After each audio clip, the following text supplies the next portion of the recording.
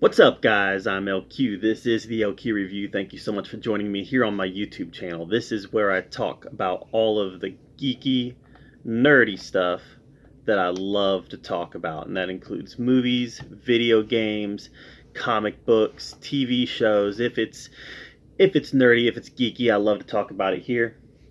Right now, I want to give you guys my thoughts on the first 3 episodes of Stargirl. Stargirl is the DC show on the DC Universe streaming app, and it's part of the Arrowverse in the sense that it was referenced briefly in the Crisis on Infinite Earths as, I think, Earth 2, part of Earth 2. But this is its own contained universe, so it's not in the same universe as Titans or Swamp Thing or Doom Patrol or Arrow or anything like that. It's in its own contained universe. And by the way, it's not Stargirl from Disney Plus, which I got a lot of hate from for giving a bad review to. I'm sorry, Stargirl bored me. The Stargirl, the Disney Plus movie, bored me to tears. This isn't that, and this is really good. Stargirl, the DC show, is very good. Let's talk about it. First of all, I really like Courtney Whitmore in the comics. When I was a kid, Stargirl, or there was no Stargirl, there was Starman. And there was several different iterations of Starman. 0 Hour saw a change in Starman. Every time there was a crisis of some sort, we saw a change in Starman. Until finally we got Courtney Whitmore Stargirl. And she's my favorite of the Star characters out of Stargirl, Starman. Courtney Whitmore is my favorite. There's something relatable about her, even though she's a high school girl, and there's no way that I could possibly ever relate to a high school girl. But there's something relatable about the fact that she's a naive character, the fact that she's a nice character, the fact that she is empathetic towards others. This is a character that you can relate to based on her actions, based on who she is as a person, right? My favorite Stargirl storyline is actually part of Forever Evil. Now, Forever Evil is one of my favorite storylines ever. For whatever reason, I loved Forever Evil. Well, you had the main storyline with Lex Luthor and the Injustice League taking on the crime syndicate. That was the main storyline. There's also several other tie-ins. One of them was like the Justice League Dark tie-in, where they were fighting Blight. Another one was the Rogues tie-in, where the Rogues were having their own little side mission. Another one was the Arkham War tie-in, where the inmates at Arkham Asylum were freed, and there was a war between Bane and Scarecrow for superiority over Batman's rogues. But probably the most interesting of all of the side stories, and there was more than that. This was a huge universe-spanning event. But my favorite of the side stories was the Stargirl side story that took place in Justice League of America, where she teamed with Martian Manhunter to free all the Justice League members who had been imprisoned by the crime syndicate. It was a Stargirl vehicle. She was the star of it, along with Martian Manhunter. And that was when I really got to, really on board with Courtney Whitmore Stargirl. So yeah, I was really excited about seeing the live-action version of Stargirl, especially since DC streaming has been so good. Harley Quinn has been great. Titans was very good. Doom Patrol was wonderful. Swamp Thing, how'd they cancel Swamp Thing after just 1 season? Swamp Thing was amazing. So yeah, everything that DC Universe has done has been very good. Very good. So I'm sitting here thinking, okay, Stargirl's going to be good. Before it even premiered, I was like, this is going to be good. Because DC Universe's track record is so great. How come more people aren't subscribing to DC Universe, their streaming service? It's only $8 a month, $7.99, and it's wonderful. They haven't made a bad product yet. Yeah, they don't stream a lot of movies. There's not a lot of old movies on there, which makes me mad. But Batman the Animated Series is on there. But all their original content is wonderful. So here's the thing about Stargirl, though. As much as I like it, it doesn't feel like a DC Universe streaming show. It feels more like a CW streaming show. And I hate the CW shows. But this one's different. So the DC Universe streaming shows have been very adult-oriented. Lots of violence, lots of swear words. It's been very good, but it's been very adult-oriented. Whereas the CW goes on the completely opposite side of it. The CW is just silly. It's campy. It's not. I don't like it. I don't think they take the characters seriously enough. So the DC Universe goes on one extreme. They take the characters super serious. CW's dumb. I watch all the crossovers. The CW's stupid. But it felt more. So far, the first 3 episodes have felt more like a CW show. The only difference is it's good. It's good. The tone is CW-ish, but it's good. The special effects are good. The acting is good. The storyline is good.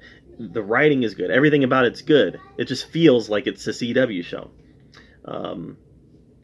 Overall, Brec Basinger does a good job of playing Courtney. She keeps things light. She keeps things very a little whimsical, but at the same time, you can feel the weight of what's happening in the world around her. You feel the menace of the Injustice Society. You feel the fear that she has over having to go against these insurmountable odds. You feel the loss when somebody dies, and by the way, there have been some deaths.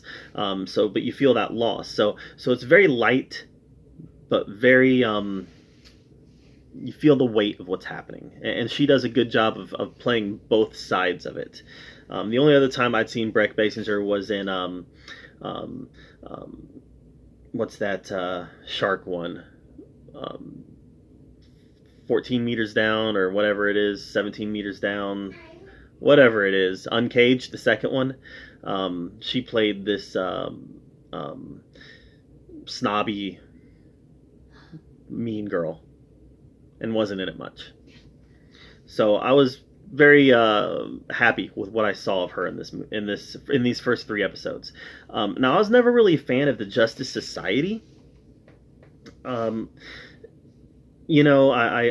have most of the run of All-Star Squadron, which the Justice Society is featured in that. I have some of the Justice Society comics from their revival in, I think, the early 2000s. But they were never a group that... They always seemed like second-rate Justice Leaguers to me, even though I know that they aren't. I know that there's a long, proud history of Justice Society. They just always seemed second tier to me. Jay Garrick, Alan Scott, some of those guys, Wildcat. I did go on to be fans of those individual characters, but when you start talking about Hourman and Dr. Midnight and a lot of those characters, Sandman, I never really got into these characters because their only presence was in the Justice Society, which was a comic that I didn't read much. And in this show, the Justice Society is not necessarily portrayed as the most likable of characters. Starman is not portrayed as a very likable guy, especially the way that he treats his sidekick, Stripesy, played by Luke Wilson.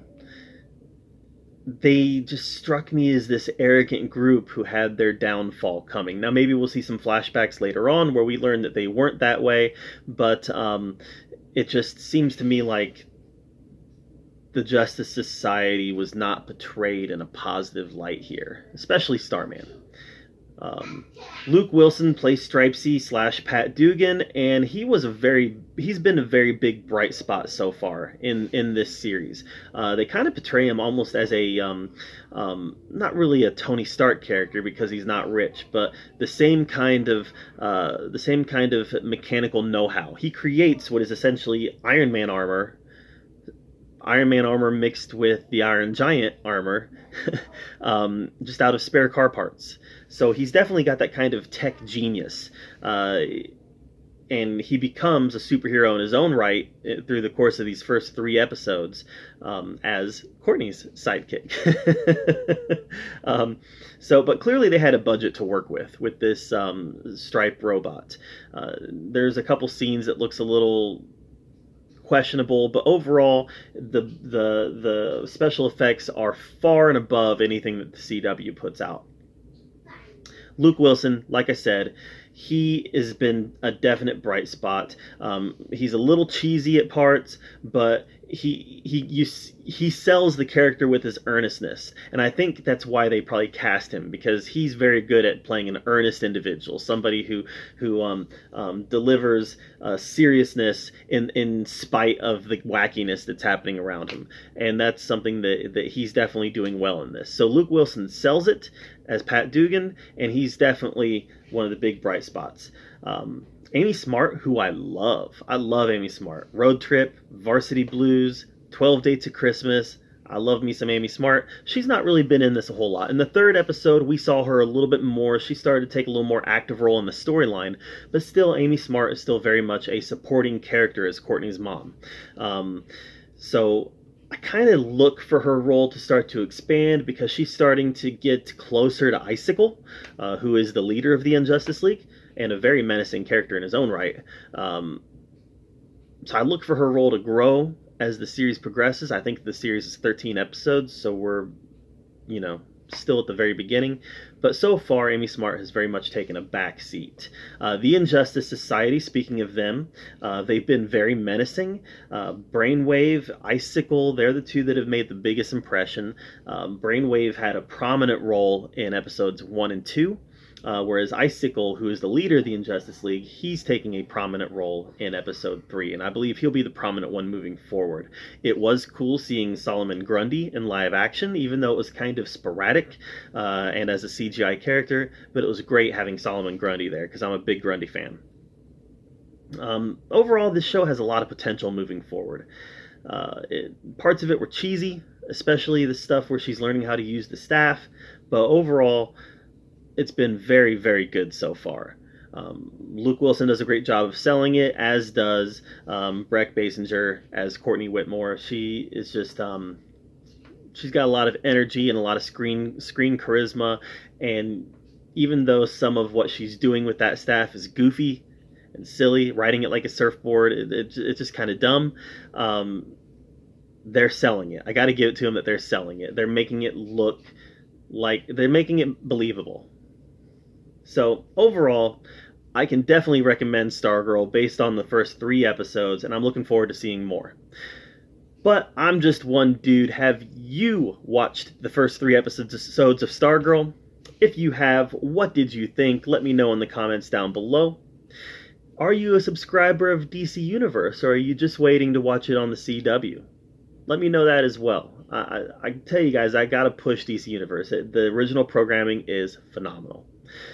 So let me know what you thought of Stargirl. Make sure you subscribe to my channel. And as always, thank you so much for being here at the OQ Review, where we talk about all the geeky, nerdy stuff we love to talk about. Until next time, we'll see you later.